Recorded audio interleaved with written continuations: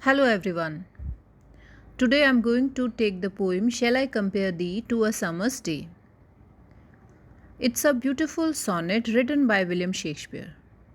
So you all know a sonnet is in verse form and it is a poem of 14 lines. So Shakespeare's sonnets they follow the pattern. I will discuss later the rhyme scheme of the sonnets. So, sonnets they are of two types, Petrarchan sonnet and Shakespearean sonnet. So it's a Shakespearean sonnet and it's one of the best known and most well loved sonnet of Shakespeare. He has written 154 sonnets and this is 18th sonnet, and it's also one of the most straightforward in language and in intent. The poem describes the stability of love and its power to immortalize the subject of the poet's verse. And the theme of the poem is describing the love, the stability of love, and the power to immortalize that love. So the poem starts with the praise of his friend. As I've told you, this is the 18th sonnet of out of 154 sonnets of Shakespeare. So now we will start the poem. It goes like this: Shall I compare thee to a summer's day? Thou art more lovely and more temperate. Rough winds do shake the darling birds of May, and summer's lease hath all too short a date. Sometime too hot the eye of heaven shines, and often is his gold complexion dimmed, and every fair from fair sometime declines by chance or nature's changing course untrimmed. But the eternal summer shall not fade, nor lose possession of that fair thou owest, nor lose possession of that fair thou owest, nor shall death wreck thou wanderest in his shade, when in eternal lines to time thou growest. So long as men can breathe or eyes can see, so long lives this, and this gives life to thee. So, as this is a sonnet, and the poet describes, the poem starts with the praise of his dear friend, and he says that should I compare my friend to a summer's day? So, in the very first line, there is simile.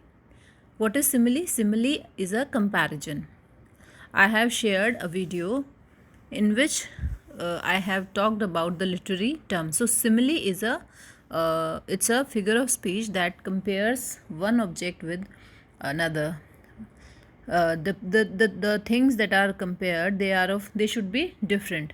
So now in this line the poet compares his friend to a summer's day, but he puts a question mark. He says that should I compare the beauty of my friend to the beauty of summers? But in the very second line he changes his mind and he says thou art more lovely and more temperate. He says that you are more lovely and you are more temperate than summer. He says that his friend is first compared to a summer in the octave, but at the start of the, but he says that he is summer, but again he changes his mind and he says no, you are more lovely, more beautiful, more calm than summer. So in this way he changes his opinion and he says that my friend, you are more lovely, more beautiful than the beauty of summer. So, rough winds do shake the darling buds of May. The poet says that the rough winds that blow in summer season, they shake the lovely buds of May. It means that the beauty of summer, it's not permanent, it's short-lived, and summer's lease hath all too short a date. So the beauty of summer is also very short. So the poet Shakespeare thinks that his love is incomparable. He cannot compare her to the summer's day because she is lovelier, she is milder than it. In summer, the stormy winds weaken the charming rosebuds, and the prospect of renewed health or happiness, it lasts for a very short time. The sun is occasionally very hot and its golden rays are often dim. So, the beauty of every beautiful thing decreases and is spoiled accidentally or naturally. So, this is the message of the poet, that every beautiful thing, whatsoever beautiful it is, or every beautiful thing, it is sure to it's sure to decay. So, but the eternal summer or the eternal charm of the poet's love will never be proud of taking the poet's friend to its dark kingdom. In fact, death will never enjoy its victory over his friend, because the poet's verse will remain eternal all through the time. His friend may die physically, but her beauty will remain in the poem. As long as the human race remains alive and as long as man can read, the sonnet will live as it is eternal, and thus the poet's friend will be immortal. Now, let me tell you one thing, that some of critics says that this sonnet claims the dark lady. Dark lady, she is mentioned most of the sonnets written by Shakespeare, and she is more beautiful than the summer's day and is also as immortal as the Shakespeare sonnet. So, thoughts of literary immortality through the poet's verse inspire this sonnet, and her eternal summer would outlast all summer's leaves in the future.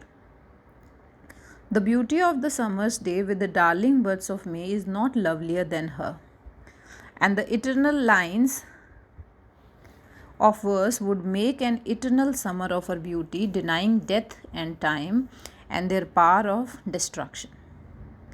So, this poem, this sonnet, it has 3 quatrains and a couplet. If you will notice the structure of the poem, you will find that it's having 3 quatrains. You are having 3 stanza of 4 lines. What is quatrain?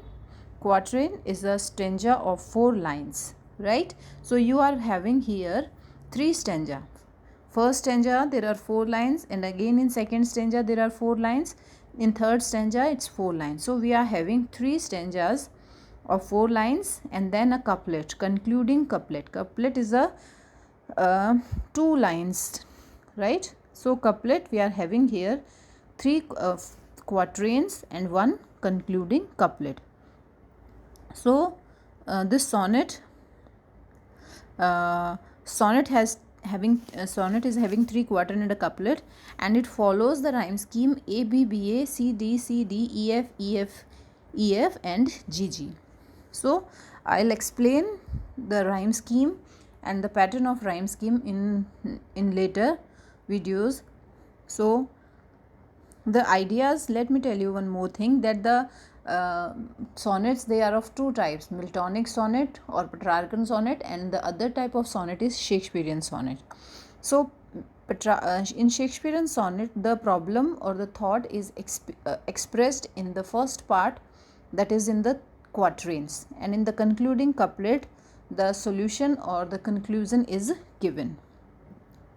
So the poems, in the second stanza the poet says, sometime too hot the eye of heaven shines, and often is his gold complexion dimmed, and every fair from fair sometimes declines by chance or nature's changing course untrimmed.